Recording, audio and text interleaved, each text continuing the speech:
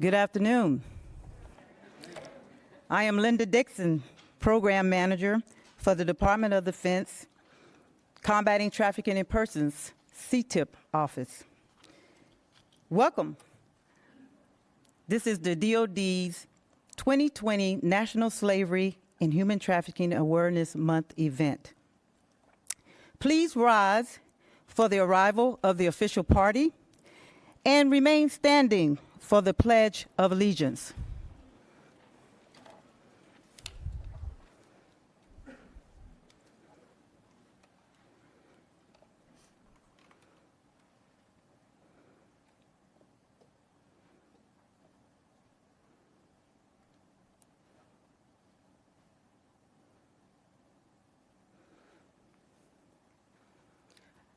I pledge allegiance to the flag of the United States of America and to the republic for which it stands, one nation, under God, indivisible, with liberty and justice for all. Please be seated. We are pleased to acknowledge the official party, the Ambassador at Large for the Office to Monitor and Combat Trafficking in Persons at the State Department, Ambassador John Cotton Richmond.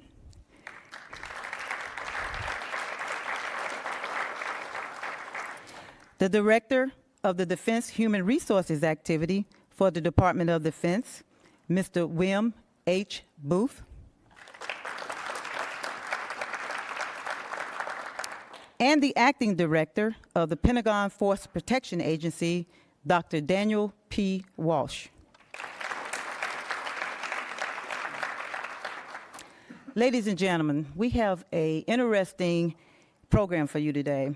Unfortunately, our second speaker, Kumar, was unable to join us, but we promise that the next hour will be compelling and insightful. Ladies and gentlemen, it is now my honor to introduce the Director of Defense Human Resources Activity, Mr. William H. Booth. Mr. Booth is a member of the Senior Executive Service. In his capacity as the Director of Defense Human Resources Activities, he provides administrative and operational oversight of the field activity, which includes the Combating Trafficking in Persons Program Office. Immediately prior to this assignment, Mr. Booth served as the Assistant Deputy Undersecretary of the Air Force Management and Assistant Air Force Deputy Chief Management Officer. Mr. Booth retired from the Air Force after 28 years serving in a wide variety of positions of increasing responsibility at Wing, Major Command, Unified Command, and Air Force Headquarters level. We are very fortunate and thankful for Mr. Booth's leadership and support of the Combating Trafficking in Persons program. Mr. Booth, sir, the floor is yours. Thank you.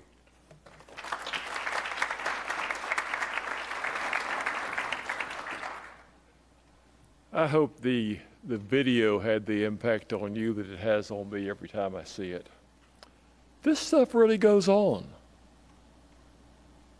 Yes, it just goes on overseas, right? No. Linda brought to my attention not too many, yeah, I'm already off script. Linda brought to my attention not too long ago. No, I'm on mic. Oh, my bad. That's okay, she's trying to take care of me. That recently, not too far from where I live, out in the Herndon area, we had a major roundup of human traffickers. That's where we live and work. So this is real. This is not something that's just far, far away. But when our military are deployed, when our civilians are deployed, but even if we're in garrison, even if we're here at the Pentagon or at the Mark Center where most of us work, it is our responsibility to do the same things that you saw in that order from Southcom Commander. And let's never forget that. Now, I will actually go to my prepared remarks. The video did it, okay? Thank everyone for being here. Absolutely thanks to the folks that organized the event. It takes a lot of work. Thanks to each of you that do your bit every single opportunity you have to help us in the ever-ending campaign to eradicate this thing called human trafficking. Now, we're honored today to have Ambassador Richmond with us. Ambassador Richmond basically is an ambassador to the world to help lead this effort. He's the federal government lead over at the Department of the State for eradicating human trafficking. And frankly, I'm just amazed he even had time to give us a few minutes today. So, sir, thank you for being here. The President declared this the month that we focus on preventing human trafficking. The proclamation of its, National Slavery Human Trafficking Prevention Month. We have events such as this. But more importantly, let's talk about what we in the department have done over time.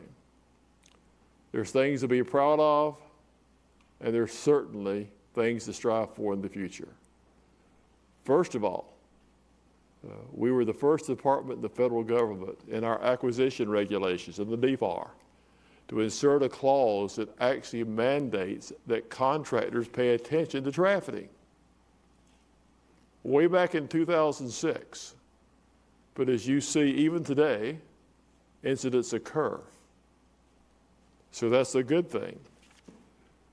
I'm glad to tell you all that soon we will be the first federal entity to, in our DOD schools, to have training for the students on this subject. And obviously we'll offer that same training for their parents. A great step forward because it's the young folks that are the next generation. And if they're trained and understand what to watch for, even a student abroad can be, in effect, a first responder as we try to eradicate human trafficking. Okay. So I covered those 3 points rather well. Brenda, smile. Okay? Okay? But now let's talk about this a little bit more to home. Why do we care? Why do we care?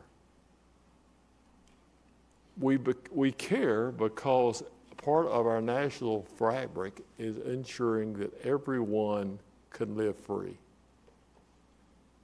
Why this nation was founded is on the principles of equalness and equal opportunity. And yes, there were some times in our past when we had to struggle to get there, but as a nation, we got there. And now, we need to be the shining light for the world. Next to the State Department, we probably have more people in more locations than anyone else in the American government. Actually, I could make a contention we have more people than state because we have Marines in all the embassies, I do believe, so where they are. But my point is, we have an opportunity to make a difference. And that's what this is about. Making a difference. Events like this, while it's the month that we recognize and we think about, combating trafficking. It's a good thing, and I thank the good Lord that President Trump made that point in the proclamation. But this is something we actually need to focus on 365 days a year, period. We need to be the first responders. Now, in our DHRA family, we have a wide group of prevention portfolios. We have the portfolio in our suicide prevention office where we're doing our best to try to help stem the suicide rate in the military and our civilian population in the department. We have our sexual assault prevention stream, which is trying to do the same in that egregious area. And then we have our CTIP program, which is trying to help stem the tide in this equally egregious area.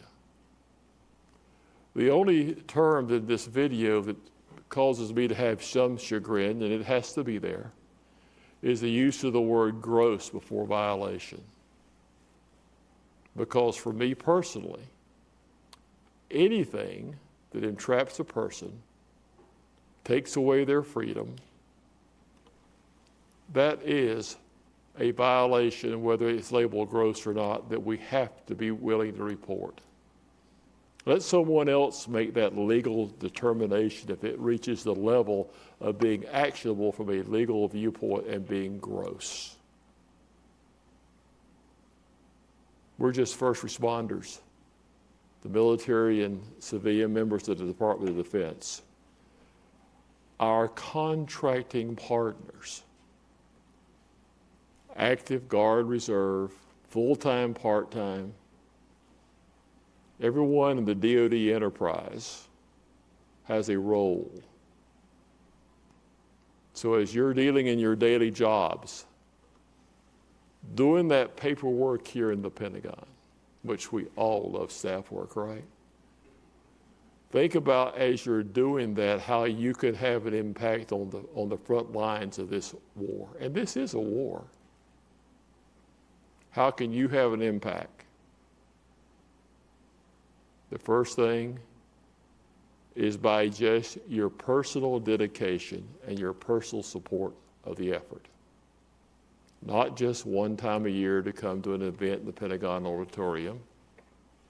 And quite honestly, what's been going on the last few days, that we got, 30% of this auditorium full is kind of a pleasant surprise, because we know what's going on in the world. But I will tell you this. In the words of our SecDef, Mark Esper, Secretary of Defense Esper, each of us take a solemn oath to support and defend the Constitution.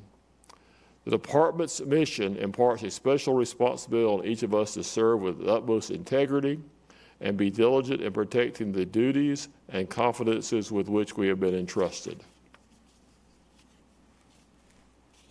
Helping combat human trafficking is one of those duties. Yes, fighting the nation's wars is one of those duties. Doing our best to preserve the defense, preserve deterrence, and help our partners in state to do the diplomatic mission is one of those duties. But also doing what's right on this important front is one of those duties. I thank you for being here. I look forward to hearing the speaker we do have here, the speaker we don't have here, quite honestly. It was tied up in some ongoing events of the week that made security heightened and couldn't actually make the connections getting out of country in time. So yes, even the actions going on right now in the forward areas impacted even this event. Thank you.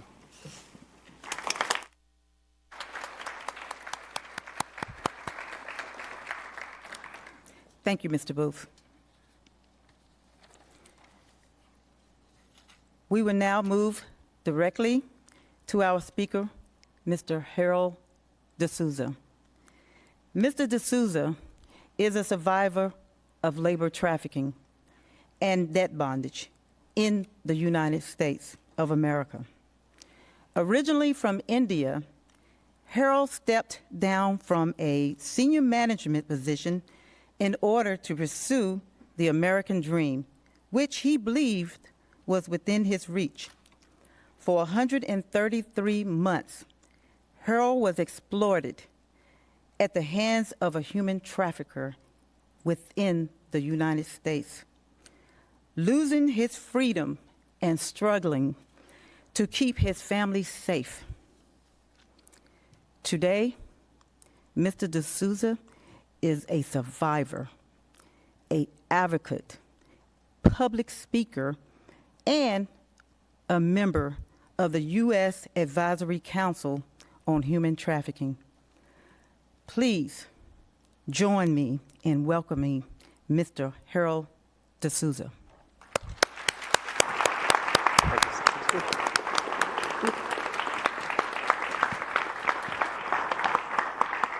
Thank you. I think this came off your head, told me.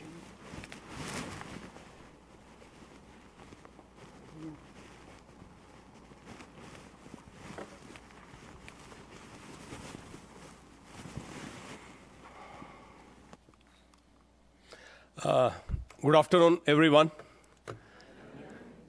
thank you first and foremost for inviting a common man, a survivor, especially to Pentagon. It means a lot to me and to all the immigrants, not only in the United States of America, but globally. Respected Dr. Walsh, Mr. Booth, my good friend, I would say, but I'm very proud to say that Ambassador John Richmond is a very happy, humble, honest, and a good human being. And he has done a fantastic job way back in India. And I thank you very much for encouraging survivors to live a happy life. And moving ahead, I want to thank Linda, Brenda, Laura, especially Linda and Brenda for being so cool, caring, and compassionate, for organizing my logistics, my travel plan to DC, and again giving me a ride here and making my life very easy. So thank you very much. So having said that, I want to thank each and every individual sitting here, and I just want to share what happens in the life of human labor trafficking and debt bondage in the United States of America. And just moving ahead, I just want to share, like I have titled I've written a book, A Frog in a Well. But why I say that, I grew up in a village in India, Mangalore. It's a small village, and we don't have running water or electricity. So every house, there is a well, and from the well, we get the water. Same way in the life of a victim of human labor trafficking or sex trafficking, the victim's life is like a frog in the well. The frog thinks there's the world, because there's water, there's everything, but not knowing there's a better world outside. So same way in the case of a labor trafficking, we didn't know that you have choice, you have freedom, you have happiness, other factors. But having said that, I just want you all to understand how a person like me who is educated, or a girl who is highly educated, can become a victim of sex trafficking or labor trafficking. Understand one thing, I am from India. Mine is an arranged marriage. I got married on May 29, 1994. And in those days, we never exchanged photographs or nothing. I just went and saw her, but we got married. But today, I am a happy husband. We are married for more than 25 years, happily. But what I'm wanting to say is that we work our marriage relationship on trust, faith, commitment. And that's how we get into this type of a situation. So I was invited to the United States of America in the year 2003 on an H-1B visa on a salary of $75,000. That is mucho money, especially for people like me, like India, because we convert $1 into rupees. So it was like fast forwarding my life. And I thought I could improve my life and change the life of my kids. And that changed me of coming here. So I came on 4 things. I came on a trust, I came on a faith, I came on a promise, and I came to live my American dream. But little did I know that I was walking straight into a trap, because I was manipulated, I was tricked and trapped. The day I landed in February of 2003, my perpetrator asked me, "Harold, do you have any cash?" And I said, "Yes." I was carrying $1,000 cash from India. So he said, "Oh, it is not safe. Give it to me." And I believed him, like I just didn't know. So I gave him the cash, and I forgot about it, thinking that it's in safe custody. And what happens? He makes me and my wife work in a restaurant. I came as a business development manager on a $75,000 salary, everything in black and white, on an H-1B visa. Makes my wife and myself work at a restaurant from the day one, the day we landed in the evening at 7 o'clock. And within few days, we were working from 14 hours to 16 hours a day, non-stop, 7 days a week, 365 days.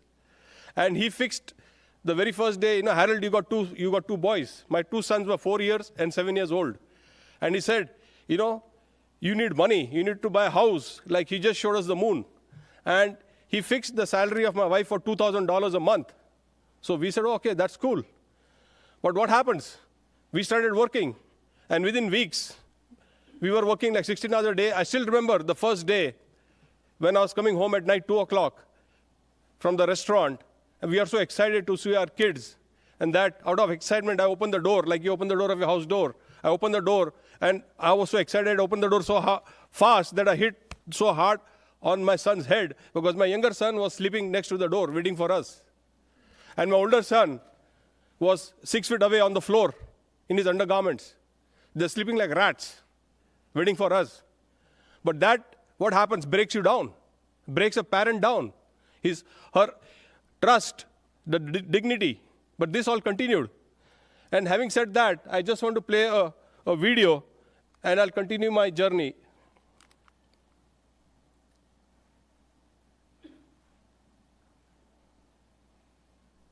This will give you a total idea. Oh, sorry.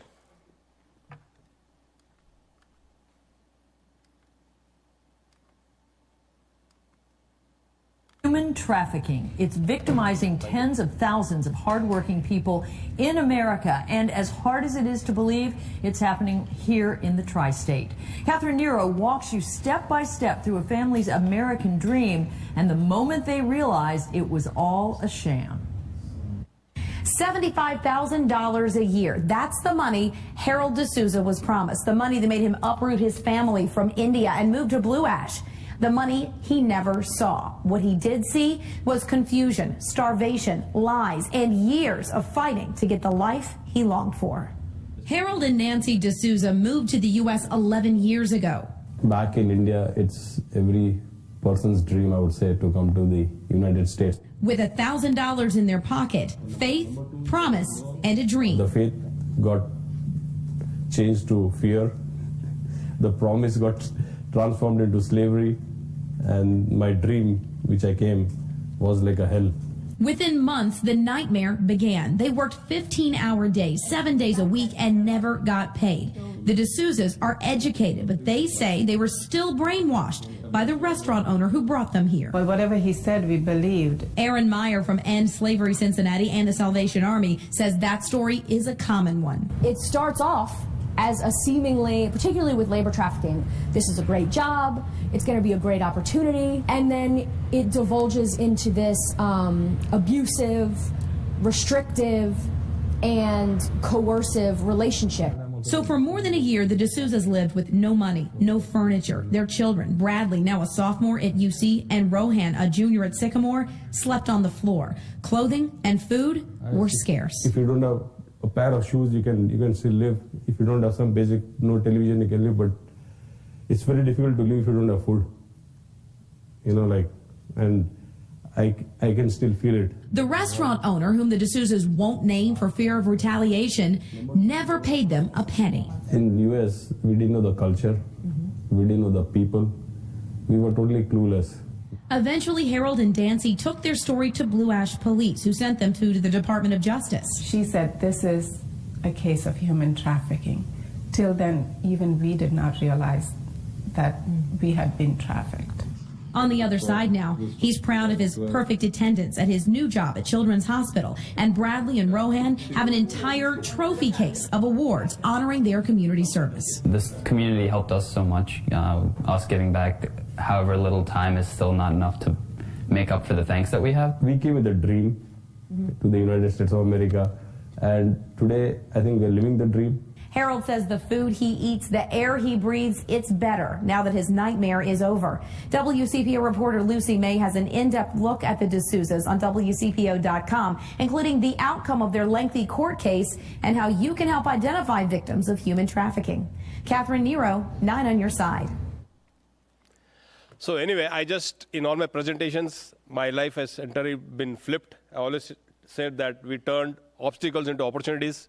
And I always say, just to take 3 things from my presentation is be happy, be empowered, and be thankful.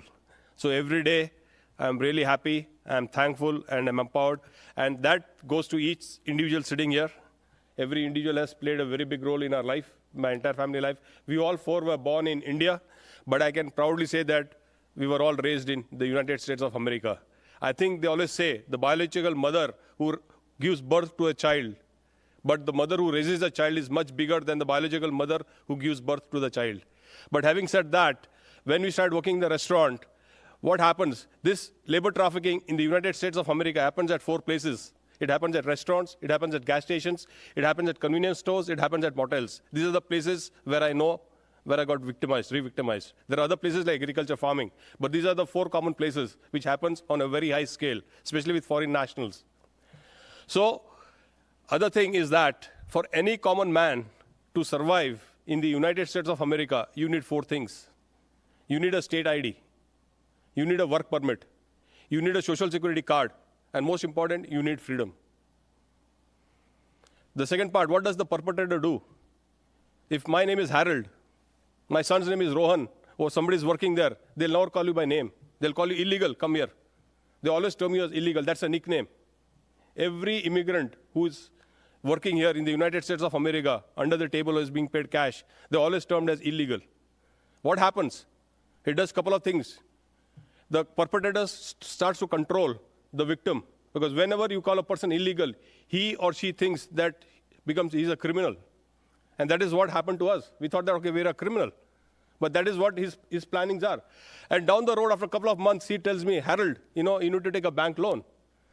I said, bank loan I didn't want, because we didn't have anything like, you need to build a credit. In India, we didn't have anything like credit cards or what is to build a credit. But he manipulated, tricked me, took me to the bank one fine day, and takes me to the bank. I didn't know which bank it is till today. I didn't know, because he drove me someplace. I go to the manager's cabin. I sign some couple of documents. In 5 minutes, there's a check in my name, a 5-figure check in my name.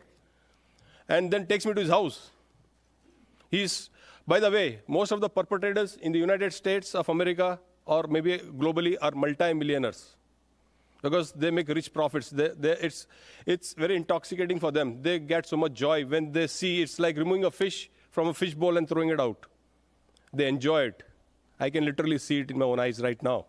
So he takes me to his house. He told Harold, his $1 million house, and tells, Harold, let's celebrate. You're a rich man. So he gets 2 shot glasses, pours some scotch, and says, cheers, you're a rich man. Let's enjoy. And it was late afternoon, so I just gulped it down, the scotch. And before it could reach in my stomach, from his pocket, he removes a chit and tells me, Harold, you owe me this money. Now, can you believe? In 1 second, I lost 4 things. I lost my voice. I lost my courage. I lost my hope. And I lost my freedom. And it was not 10,000 friends. It was not $20,000. It was more than $40,000. And I was thinking, where in the world I'm going to pay this money back to him? But at that particular moment, I realized now, maybe after 10 years, that was actually a debt bondage. I had no clue. But before I could realize what was going on in my life, and before I could digest what was happening to me, he comes to me, and nicely he comes and pats on my back. He says, Harold, don't worry, you owe me much more. I said, oh my God, so that was not the final bill. So there was much more. So this continued. Comes December. We never saw snow in our life. Like I told you, in our house, there was no electricity or running water. So even having a cube of ice for me was like having ice cream. So we saw snow for the first time. Guess what? We get a note from the school teacher that both my sons cannot come to school if they don't wear snow jackets. My kids had sweaters from India, so which they used to wear, but I didn't know what was a snow jacket. So my chef, he bought the snow jackets and gave it to my kids. And then we get a note next day from the school teacher that both my sons cannot come to school if they don't wear snow gloves. Now, we don't know what, they had woolen gloves, but what I'm trying to say, these are all red flags, which could have been identified at a very early stage in the school. Continues. What I'm trying to share, because I got a limited time, but just the tip of the iceberg of what happens in the life of a victim of a labor trafficking and debt bondage. Comes after almost a year. My wife, she could not take it anymore. She used to break down. That was the everyday story. And what happens to a man, a husband, a father, when you have got 2 kids? I always tell, I failed on 4 Ps. I failed as a person. I failed as a provider. I failed as a protector, and I failed as a parent. But having said that, after 1 year, my wife could not take it anymore. So she confronted the perpetrator in the kitchen in the morning, 10 o'clock when you're putting the buffet, and says that, why don't you pay me my back wages? And do you know, right from San Diego to New York or anywhere in the United States of America, whichever small town it is, perpetrators use 4 words to every immigrant. Number 1, I'll get you arrested. Number 2, they do with action. They'll put your hands and say, I'll get you handcuffed. Number 3, I'll get you deported. And number 4, I'll get you jailed. Now, no foreign national wants to hear these 4 words, because everyone here has come to do a better living for their family back in their own country, or to have a good life. Every foreign immigrant who come here to work are good human beings. They are not criminals. But this is what they tell. And what happens? Everyone gets scared, including me. So he told my wife, he does like this: I'll call the immigration department right now and tell them that you're illegal. You're not supposed to work here. You make a person work for over a year and then say that you're not supposed to work. But having said that, my wife didn't say a word. She said that, why don't you pay Harold the $1,000 he gave you? So he calls me, looks into my eyes straight and tells, Harold, what cash? What money? You didn't give any cash. Friends, like I told you, I'm from India. But in 1 second, my emotions, my feelings, and my sentiments was shattered. I just couldn't do anything. But I always say, in God's home, there is delay, no denial. And my chef, he heard it. He was in a similar situation in some other state. And he got his status later on. So he told me, Harold, you need to get out. If you don't get out, you, your wife, and your 2 sons are dead. And that is how we went and started to fight our case. Eventually, my case went to the FBI. It's a long story. Like, I went to the Blue Ash police station. I was running from post to pillar. I didn't know what happened. He sold the restaurant. We were kicked out of the restaurant. What happened? My life began from bad to worst. I didn't know whom to contact, because he used to always tell me undercover cops come or immigration department comes to the restaurant, and so don't talk to any Americans. So when all these things transformed and we didn't know what to do, we got re-victimized. I got re-victimized at another place. He hired a guy to shoot me, and I could see he threatened me that I'm going to kill you. One is, I used to always say that I saw the movie The Good, the Bad, the Ugly of Clint Eastwood when I was in India. So it's so exciting when you see blood and when you see gunshot. Then it's a big thriller. It's a big movie. But when somebody threatens you literally and you can see it and you mean it, that he's going to kill you. So one day, I was talking to my wife in the afternoon. I was so traumatized. And I was telling my wife, that I'm not going to live. And I'm going to die. So my younger son was playing on the floor on the corner. So I always tell, do not be scared what the child speaks, but be scared what the child sees and hears. So in few seconds, my son comes and taps me on my back, and I look at him. He says, Dadu, if you die, who takes care of my school? What will happen to me? So that is when it hit me that I need to do something. If I die, he dies. If I die, my wife dies. And so I thought I got to live, come what may. And that is what gave me the determination, the willpower, and God's blessing that I need to come out of this situation. And I had no clue that how I'm going to do this, how it's going to make it happen. Eventually, my case went to the FBI. So I have a lot of respects for DOD, all the delegates sitting here, the law enforcement agencies, because the FBI agent was the first case. She was doing the case on labor trafficking, that on an H-1B visa. She never did a case on that. But what really amazed me was that I was so scared to talk to an FBI agent, because I was told that I'll get deported, I'll get jailed. That was all that thing going on.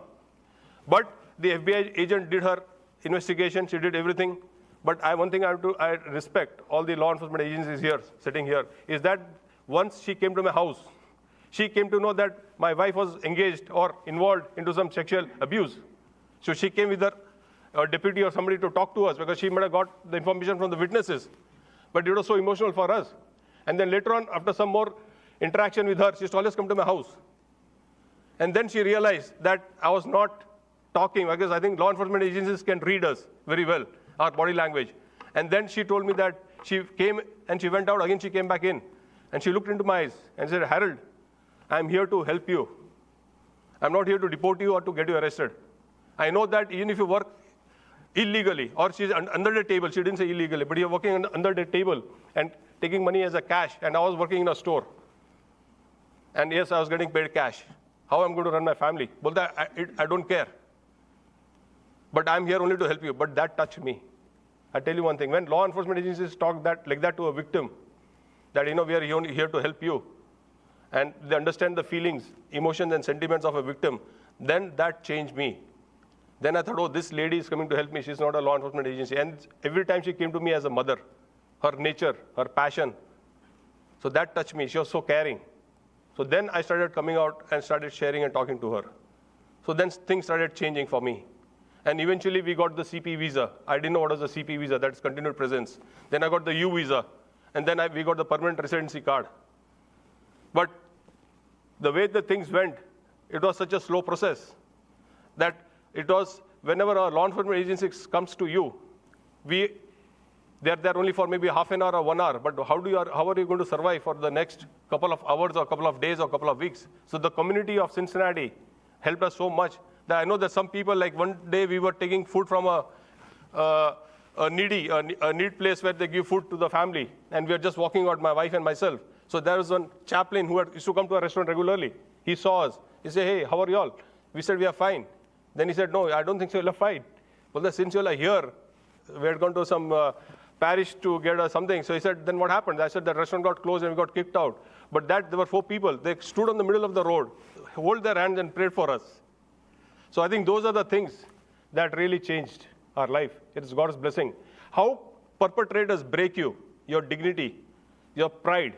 Imagine you're a father. There are so many fathers here, so many men here. You all got kids. Think your kid is 5-year-old. A perpetrator, he takes his hand and gives a full slap in front of your child. What do you do? That is the most hopeless situation for a father to go through that. To seeing your child hit or slapped for no rhyme or reason. You will not hit a child even if it's not yours for no rhyme or reason. Even if there is some small reason, you will not slap him. But guess what? When you slap a child, the child will cry for a couple of minutes. But for the dad or for the parent, it sticks lifelong. It doesn't go. But these are certain things that transformed. And then I just didn't know how to handle the situation, but things started moving and changing in my life. And then we decided that I never wanted to be in on this news channel. And they wanted to blur my face. But then I saw 2 people die here, immigrants. And that is what changed me. Today, we buy a bottle of water, we buy Starbucks coffee. But do you know, in Cincinnati, where I lived or where I was being victimized, people sell human beings. Like, just giving an example, Linda, you'll say, okay, yeah, Brenda, here you can take Harold for $25,000 or $50,000. That's what they do. And I've seen this happen. And that is the reality. There's something one is to accept it, that how this entire world industry works. This industry basically is very, very ruthless. And that is what changed me. I still remember one of my friends, he was from India, from Goa. He was working with me here. And these people, why people don't get caught? Whenever the victim of labor trafficking, they move from one state to another, one place to another. They're never at one place. So that's why most of the cases do not get surfaced. It gets closed. They'll use them for maybe a year, 2 years, and they move out. And what happens? Anywhere in the case of labor trafficking, the perpetrator will hold the salary of minimum 8 months. Why? Number one, the immigrant, whether he's from Mexico, India, Pakistan, Nepal, Guatemala, he doesn't have a bank account. So the perpetrator will say, okay, I'm keeping the cash. Whenever you're going back to your country, I'll give it to you. So slowly and gradually, he's in his clutches. So for 8 months' salary is not withheld with them. Why? He says, what do you need money for? Any case of labor trafficking, whether it is restaurants, gas stations, convenience stores, or motels, they give you accommodation next door, the perpetrator. So accommodation is available next door. Why? What happens? Number one, labor is available 24 hours, 7 days a week. If maybe it is rain, shine, or snow, you cannot say, I cannot come. You have to work. And then lodging, boarding is taken care. And then you don't have to pay any money.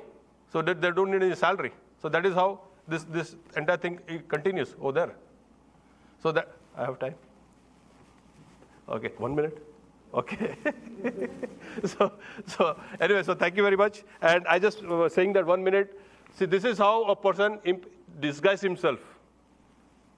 And he's 32 years old, acted as an 81-year-old, and this was about 6 months back, and he got caught in Delhi.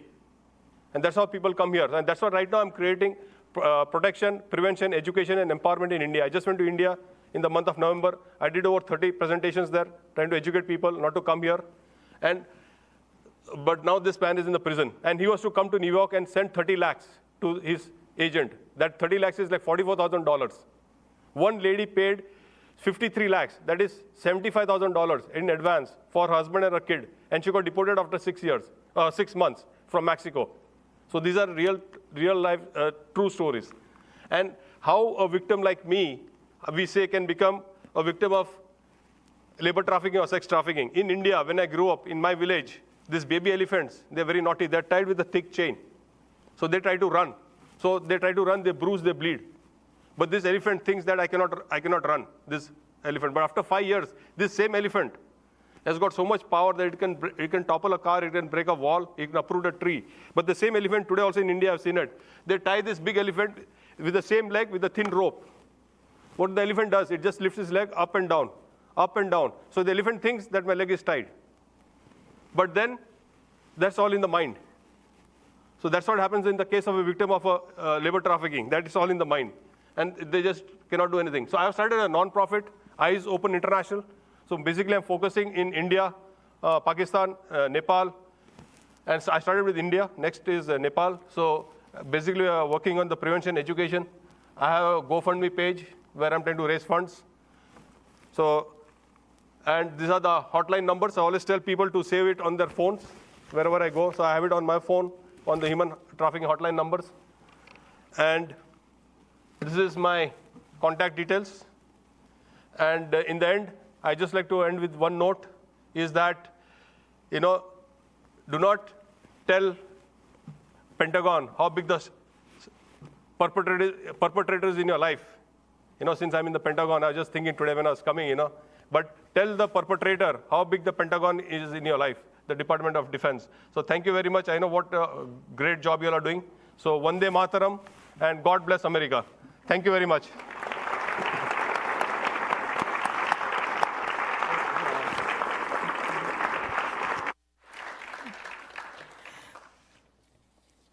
Thank you so much, Mr. D'Souza.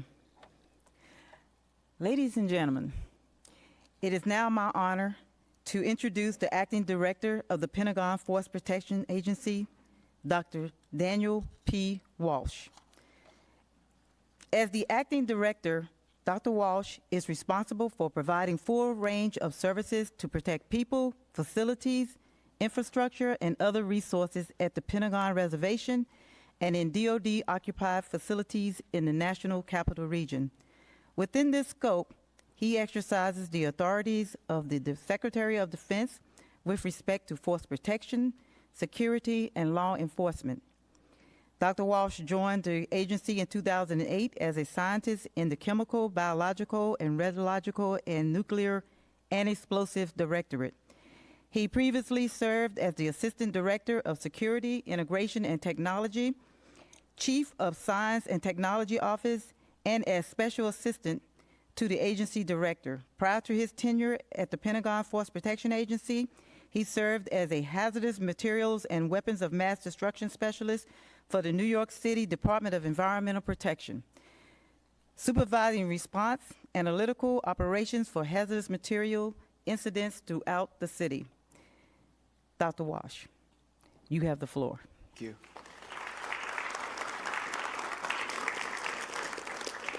I just want to get some thank yous out of the way. Thank you so much. That was thank you.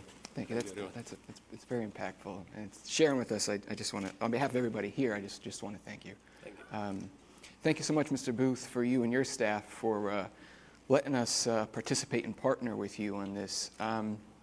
Sometimes in the security and law enforcement world, they say it's a thankless job, but the truth is we get to police an incredible community here. So you guys are pretty good. When you see someone in uniform, you say thank you to us quite often. So in the policing world, we're pretty lucky. But these CTIP folks, you don't get to wear that uniform all the time and get recognized, I think enough, and you deal with difficult stuff, right? Just moral failings and just the depths of human tragedy every day. And sometimes we get to go blow off steam at the range. I don't know if you ever get to.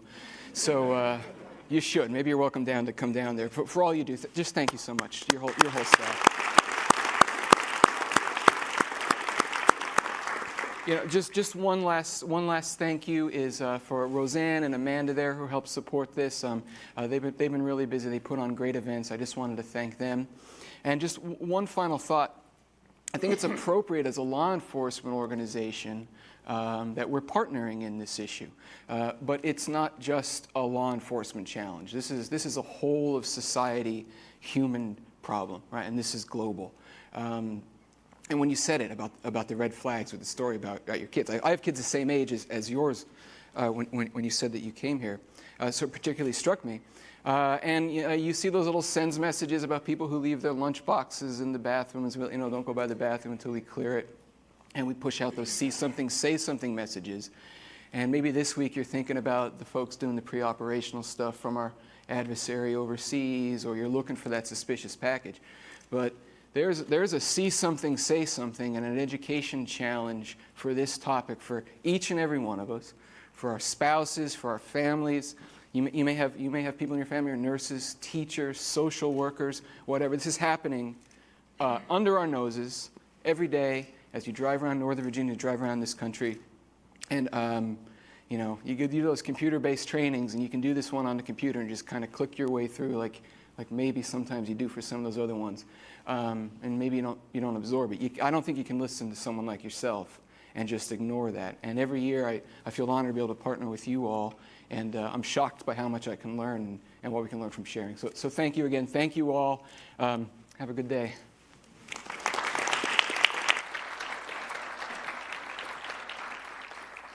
Thank you, Dr. Wash. Ladies and gentlemen, your attention today meets the Combating Trafficking in Persons training requirement.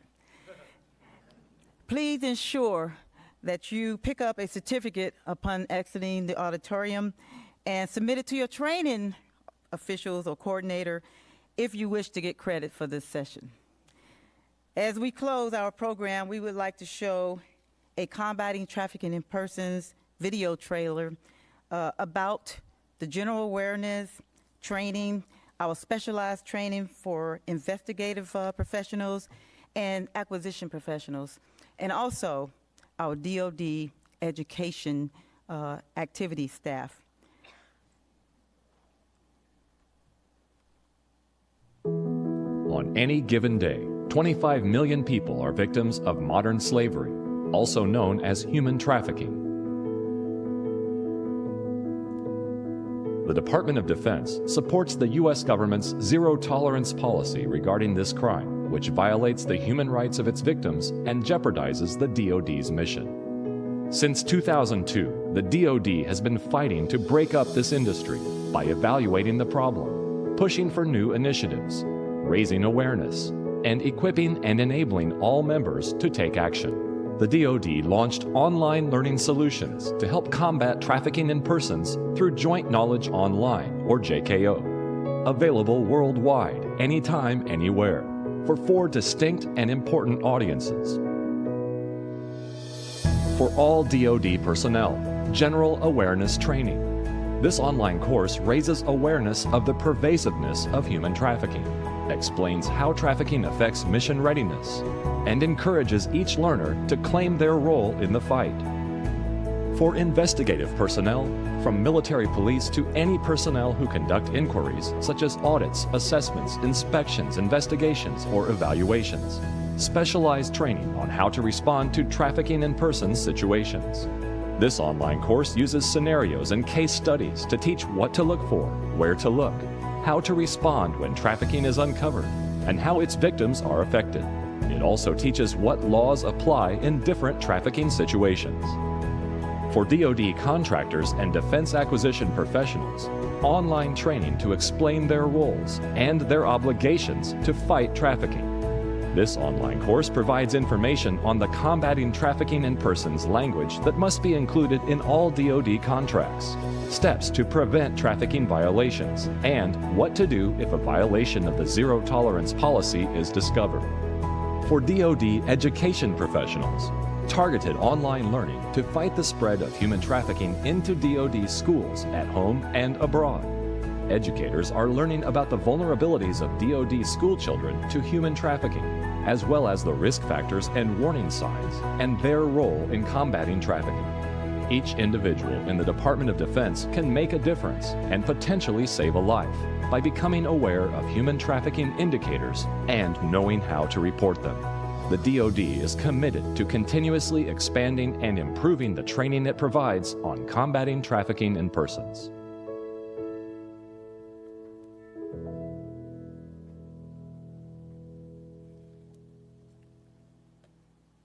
So, Mr. D'Souza wants to come and have a parting word.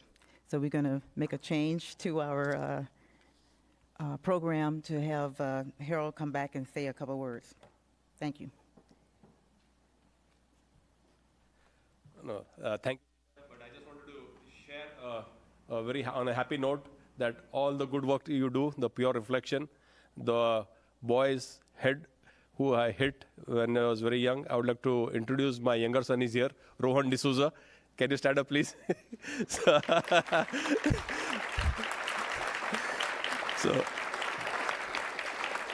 So he's my inspiration, and I always believe that, like when y'all saved me, it was not one life, y'all saved 4 lives. So my son, he's working for Apple now. He graduated 1 year early without any student loan. So that makes me happy. He's a state champion for tennis. So we are just hoping that he gets to play in the Wimbledon. He has been a ball boy for Serena Williams, Djokovic, Federer for the last 10 years at Cincinnati Masters. My wife, she works for General Electric Credit Union in Cincinnati, but today she's in Columbus doing a presentation on human trafficking at the Attorney General's office. So this is the first time the Attorney General office day host is doing a human trafficking conference in Columbus, so she could not come. And my older son, he works for Tesla in Chicago. He'll be completing in this April 6 years. So I just wanted to thank, and thank each one of you for inviting me and all the wonderful job you do for all the immigrants. And I want to thank Dr. Gopal also for coming all the way from Chicago and everyone being here. Thanks a lot. God bless America.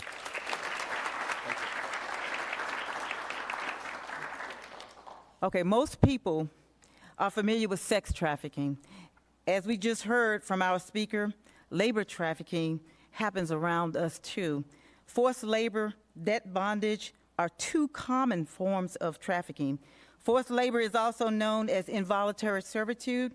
According to the Department of State, forced labor is the biggest sector of trafficking in the world. This final short video we want to show you, it's what you might see in DOD dealing with labor trafficking. It is mainly to point out that it's not something that you can just write about. It is something that you have to look into, look beneath the surface to find it. You can't just go out and do an audit and an inspection without actually going and talking to the people and looking at the job sites and where they live. So with that, I'm going to show this last video.